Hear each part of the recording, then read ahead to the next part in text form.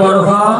আজকে হরিনামে তোমাদের অন্তরটা এই হরিনামে আনন্দে মেতেছে। যাও মা, অনেক বড় হও। ওরে বাবা, প্রণাম করে না মা, প্রণাম করে না। তোমরা ভক্ত, তোমাদের স্মরণের ধুলি আমার দেব।